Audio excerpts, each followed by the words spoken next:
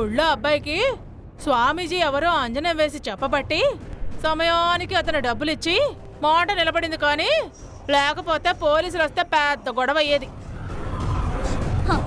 ఆంచనాలు, స్వామీజీలు, పూజలు, మేం చేసిన పుణ్యం, వీళ్ళు చేసిన పాపం అని భయపెట్టి తిరిగి ఆ ప్లేస్లో డబ్బు పెట్టేలా చేసింది, అంతే.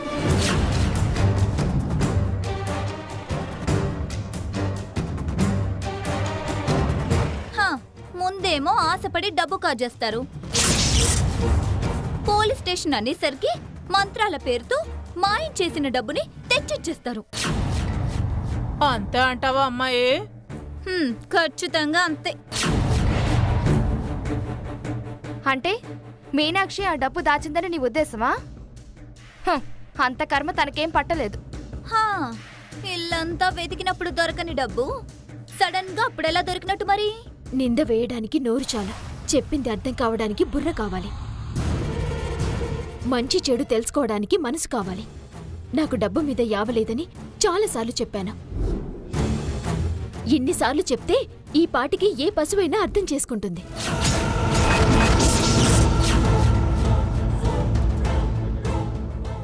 నీకర్థం కాకపోవడం నా కర్మ. ఏటి నన్ను పశువంటావా? చెయ్యని తప్పుకి నన్ను దొంగ అంటే ఏమైనా అంటాను. మర్యాద కాపాడుకోవడం కాపాడుకోకపోవడం నీ మీదే ఆధారపడింది. పద చిన్నుదిన.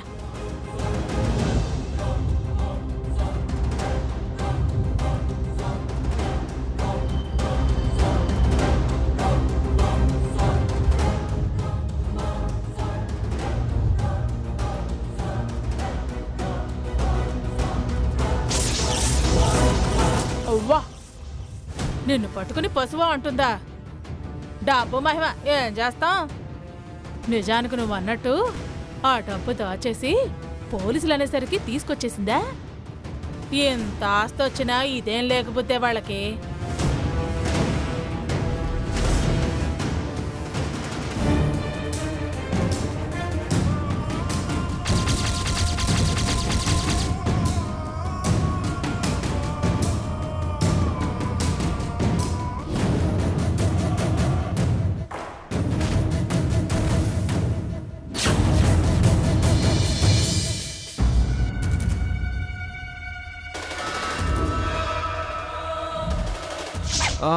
నిజానికి కిట్టి పార్టీ కోసం నువ్వు కొట్టేసిన 2 లక్షలు ఒరిజినల్ నోట్లే. ఎన్నిసార్లు చెప్తే ఈ పాటికి ఏ పశువైనా అర్థం చేసుకుంటుంది. నీకర్థం కాకపోవడం నా కర్మ.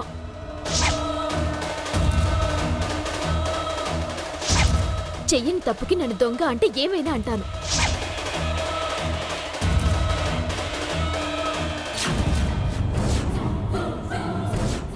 రోజు రోజుకి ఆ మీనాక్షి నాకు చేసే అవమానాలకి నా రక్తం మరిగిపోతుంది. నేనేం చేసినా అడ్డుపడి నా మాట నెగ్గనివ్వకుండా చేస్తుంది.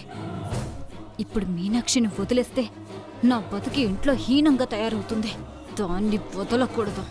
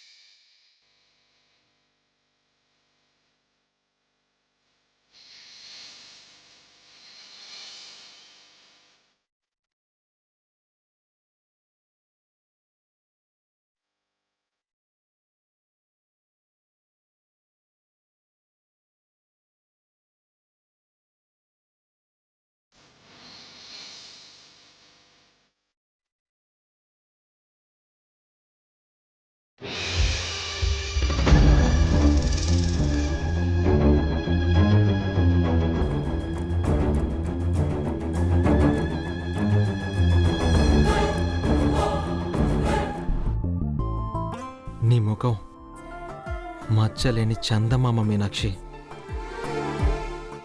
నీ కళ్ళు కలువల్లా ఉంటాయి, నీ పెదాలు గులాబీ రేకుల్లా మెరిసిపోతూ ఉంటాయి.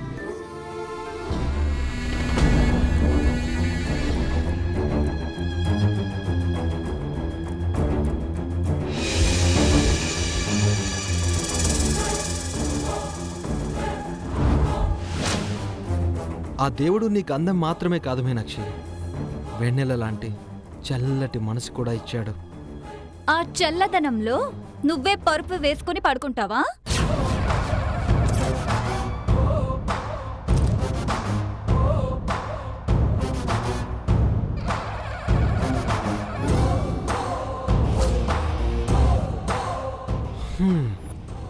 నేను పరుపేసుకుని పడుకుంటానా, లేదా మీనాక్షి ప్రేమకి పరధ్యానంతో మైమరచి పడుకుండిపోతానా నీకెందుకు? ఒకప్పుడు నిన్ను చూడకుండా నేనుండలేను రోషిని అన్నావు. ఇప్పుడు చూపులేని మీనాక్షి కళ్ళని కలవలతో పోలుస్తూ దేవతలా ఆరాధిస్తున్నావు. ఇప్పుడు దేవత అని నువ్వే అంటున్నావు, ఆరాధించకుండా ఎలా ఉంటాను? కానీ నీ అందాల మీనాక్షి అందరి ముందు నన్ను రాక్షసిని చేసి అవమానిస్తుంది. నా స్నేహితుల ముందు నా గౌరవం కాపాడడం కోసం నేను చూస్తే నా భర్తని ఆ పంచేయనివ్వకుండా ఆపి నా పరువు తీసింది. ఒకవేళ నీ పరువు తీయాలనుకుంటే నీ ఫ్రెండ్స్ ముందే నీకు బుద్ధి చెప్పేది. కానీ మీనాక్షి మంచిది గనక, అనుబంధాల విలువ తెలుసు కనుక వాళ్ళకి తెలియకుండా నీ భర్తతో పాటు వీళ్ళు వెంటో చెప్పడంతో పాటు కాకుండా కాశీ గారి గౌరవాన్ని, ఇంటి మర్యాదని కాపాడింది. అంతేకాని నా ఫ్రెండ్స్ అందరి ముందు మహారాణిలా బ్రతికిన నాకు విలువివ్వదా? వాళ్ళున్న కొద్దిసేపు నన్ను అర్థం చేసుకుని నా స్థాయిని కాపాడాలని తెలుసుకోలేదా? ఇప్పుడు నీ ఫ్రెండ్స్ కంటే నీ మెడలో తాళి కట్టి నీకు సౌభాగ్యాన్ని ప్రసాదించిన నీ భర్త స్థాయే చాలా ఉన్నతమైందని తెలుసు కాబట్టే మీనాక్షి ఆ పని చేసింది. సరే, ఇంకో విషయం చెప్తాను విను. ఇది చాలా పురాతనమైన డైలాగే అనుకో. ఎడారిలో ఆముదం చెట్టే మహావృక్షం. దీంట్లో నీ ఫ్రెండ్స్ నీకు ఎడారి లాంటి వాళ్ళు. పురాతన కాలం నుంచి కల్పవృక్షమే ఈ లోకంలో మహావృక్షం. అది ఎడారిలో అయినా, అడవిలో అయినా, మనుషులకైనా దేవతలకైనా మహావృక్షమే. ఆ కల్పవృక్షమే మీనాక్షి. మీనాక్షి. ఆ కల్ప వృక్షాన్ని కూకటి వేళ్లతో పెకిలించి వేస్తాను. దాని ఆనవాళ్ల తెలియకుండా నాశనం చేస్తాను. కార్తిక్! కార్తిక్!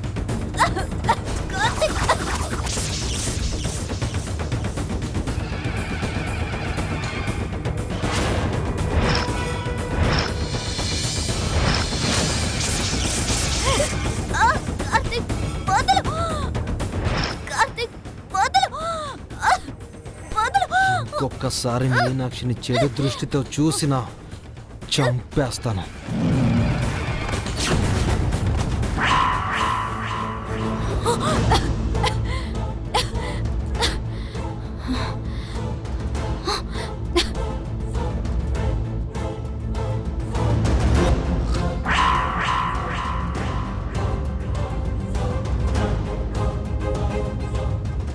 అంత కోపంగా వెళ్ళాడేంటి? వదినతో గొడవ పడ్డా?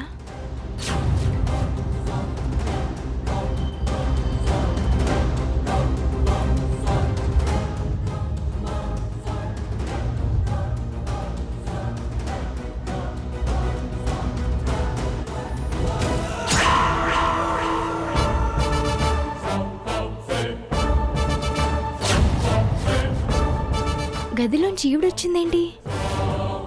వీళ్ళిద్దరికీ సంబంధం ఏంటి? అక్క మొహం అన్న మొహం కోపంగా ఉంది. ఏమై ఉంటుంది?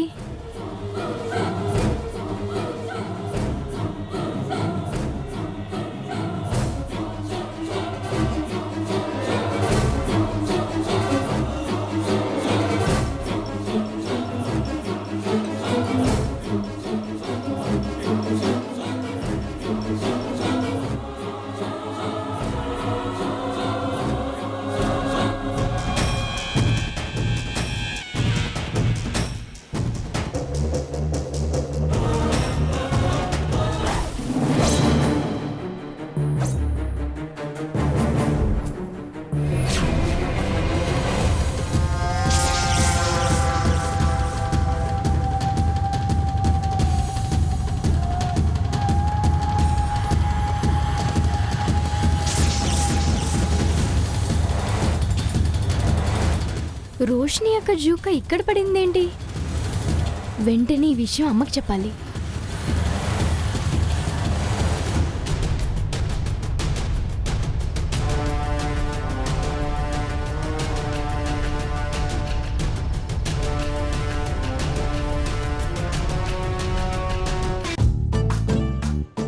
ఏమైందే గోవిందమ్మా, ఎందుకింత దిగాలుగా ఉన్నావు? నరవలేని నాలుక ఏమైనా అనిపిస్తుందని నా ముందు నన్ను మెచ్చుకున్న నా ఇంటి వాళ్లే నా వెనక నన్ను తిడుతున్నారమ్మా. ప్రపంచమే అలా ఏడ్చి చచ్చిందే. మంచికి విలువ లేకుండా పోయింది బొత్తిగా. 10 మంది మంచి కోరే మనలాంటి వాళ్ల మీదే మాటల రాళ్లు వేసి మనసు గాయం చేసేస్తున్నారు. అమ్మా, ఏంటే? ఒకసారి ఇలారా. అబ్బా, ఎందుకే అలాగా? అబ్బా రామ్మా చెప్తా. అబ్బబ్బబ్బబ్బా, నీతో పడలేకపోతున్నానే, వస్తాను. ఏంటే? నీకోటిస్తే నాకేమిస్తావు?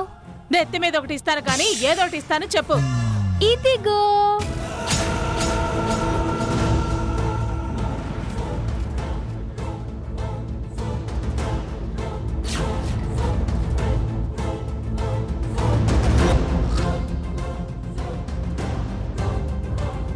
ఓసే, ఇది ఒరిజినల్ బంగారమే. నీకెక్కడిది? మీనాక్షి వదిన గదిలో దొరికిందమ్మా.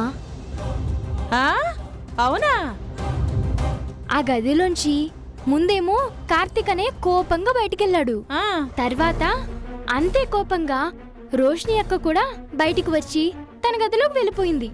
వీళ్ళిద్దరూ ఇలా ఎందుకు వచ్చారా అని నేను ఆ గదిలోకి వెళ్తే ఇది దొరికిందమ్మా. ఇది రోషిని అక్కదనుకుంటా. తస్సదియ్యా. ఏంటంట ఆ విషయం? ఆ జుంక ఎవరిది? హే, నీకెందుకే? పక్కింటోళ్ళ విషయాలన్నీ కావాలి. పా బయటికే, పా. తస్సదియ్యా. ఏమిటేమిటేమిటేమిటి? కార్తీకు రోషిణి ఒకే గదిలో నుంచి కోపంగా బయటకు వెళ్లారా? అవునమ్మా. అక్కడ ఈ జుంకా దొరికిందా? ఉమ్, ఆహాహా, అంటే నువ్వు చెప్పిన దాన్ని బట్టి వాళ్ళిద్దరి మధ్యన జుంకా కింద పడిపోయేంత పెనుగులాట జరుగుంటుంది. అంత గొడవ జరగటానికి వాళ్ళిద్దరి మధ్యన ఉన్న సంబంధం ఏంటి చెప్పమా? ఆ, అమ్మా నువ్వు చెప్పమా అంటే గుర్తొచ్చింది. నేను ఉప్మా తినడం మర్చిపోయానమ్మా ఇందాక. కార్తీకు రోషిణి మధ్య ఏముందో కూపీలాగే గొప్ప విషయాన్ని చెప్పావు కదే నా బంగారు కొండ. ఇదిగో నీకు జీడిపప్పు ఉప్మా చేసి పెడతానే, సూపర్గా. ఉట్టుప్మా ఏం కర్మే. పద పద పద పద పద పద పద. అహనా పెళ్ళియంట, ఓహనా పెళ్ళియంట, అహనా పెళ్ళంట, ఓహనా పెళ్ళంట, మీకు నాకు చెల్లంట, లోకమెల్ల గోలంట, టామ్ టామ్ టామ్. ఇదిగో మందారం, ఏంటమ్మా? ఊరికే ఇలా తింటూ కూర్చోక మెల్లగా మీ కాశీబావని ముగ్గులోకి దింపి నిన్నిష్టపడేలా చేసుకోవే. ఓ, దానికేం భాగ్యం. పొద్దున్నే మీనాక్షిదిని ముగ్గే గాని బావని పిలిచి దాంట్లో దింపేస్తా. కాకపోతే అలా నిలబడితే నన్నెలా ఇష్టపడతాడు? తింగర్ సచ్చిందానా. ముగ్గులోకి దింపడం అంటే నిన్ను పెళ్లి చేసుకునేలా చేసుకోవే. ఏమీ తెలీదు. పిచ్చి మొహందాన ఎక్కడ దొరికేవే నాకు? పెళ్లికి ఇంకొక పేరు ముగ్గులో దింపడమా?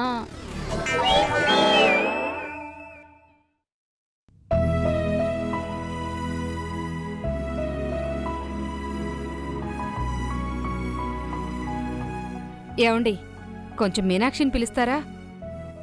పిలుస్తాను. మీనాక్షి, ఒసే మీనాక్షి, ఎక్కడున్నావే? ఎవరో వచ్చారిట్రా. ఎవరొచ్చారత్తయ్యా? అమ్మా మీనాక్షి, బావున్నావా? కమలమ్మత్త, నువ్వా? ఎలా ఉన్నావు? సరళెలా ఉంది? అందరం బావున్నాం మీనాక్షి. ఈరోజు సాయంత్రం సరళకి సీమంతం చేస్తున్నాం. బొట్టు పెట్టి మరీ చెప్పి వెళ్దామని వచ్చాను. తప్పకుండా రావాలి మీనాక్షి. నీ స్నేహితురాలు మరీ మరీ చెప్పింది. తప్పకుండా వస్తానత్త. మా ఫ్రెండ్స్లో మొదట తల్లయ్యేది సరళే కదా. నాకు చాలా సంతోషంగా ఉంది. నువ్వు కూడా రమ్మా. తప్పకుండా వస్తానమ్మా.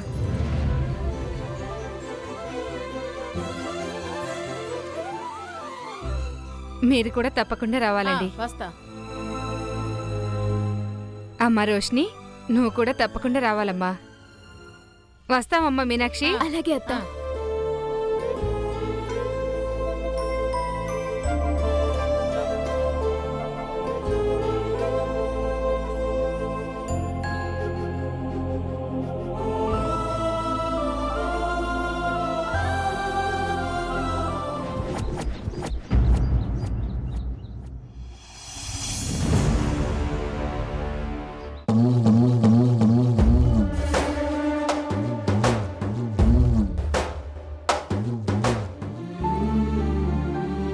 చిన్నదినా పెద్దదిన వచ్చిందా? ఇంకా రాలేదు మీనాక్షి. పెద్దదినా పెద్దదినా ఎందుకు మీనాక్షి? శ్రీమంతానికి వెళ్ళాలి కదా అత్తయ్య. రెడీ అయితే బయలుదేరదామని. ఆవిడ గారికి రావటం ఇష్టం లేదేమో. రెడీయే కాలేదు, గదిలోనే కూర్చునుంది. మీనాక్షి మనం వెళ్దామా? ఒక్క నిమిషం చిన్నదినా. పెద్దదిన కూడా రావాలి కదా. పెద్దదినా పెద్దదినా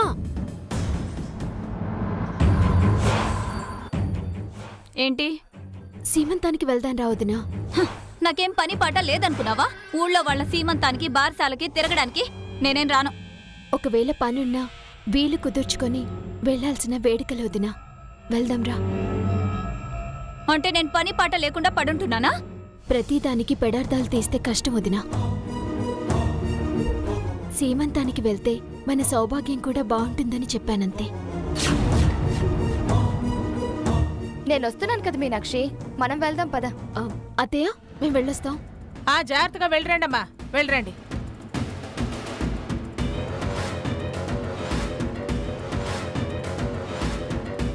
తస్సదియ్య. కార్తీకు రోషనుల మధ్య ఆ గొడవ ఎలా జరిగిందో, ఆ సంబంధం ఏంటో తెలుసుకోవాలి. ఇది ఇంట్లో ఉండకూడదు. దీన్ని కూడా సీమంతానికి పంపిస్తే నాకేదైనా ఆధారం దొరుకుతుందేమో. ఇల్లంతా వెతకొచ్చు.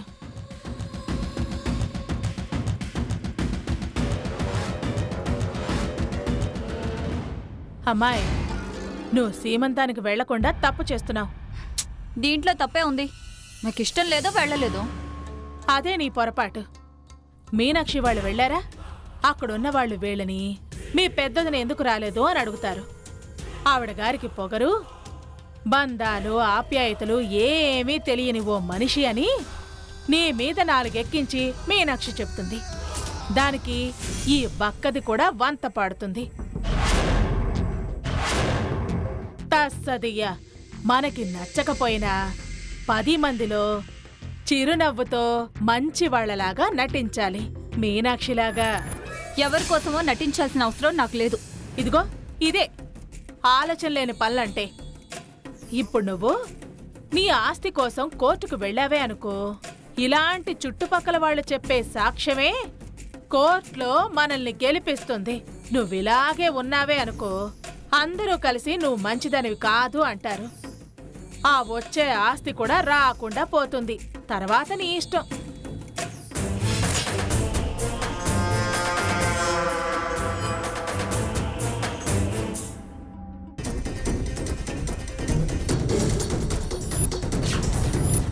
సరే వెళ్తానులే. తస్తదియ్యా. ఇప్పుడు నచ్చావమ్మా. ఆ తెంగదాన్ని కూడా నీకు తోడుగా తీసుకునేళ్ళు. అమ్మయ్యా, నేను సీమంతాన్ని మిస్ అవుతున్నాను. చాలా ఫీల్ అయ్యాను. తొందరగా రెడీ అవ్వక్క, వెళ్దాం. రా రా, పద పద. వెళ్ళు వెళ్ళు వెళ్ళు.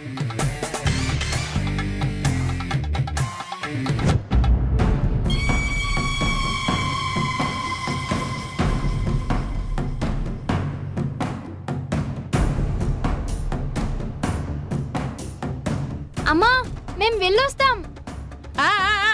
జాగ్రత్తగా వెళ్ళిరండి.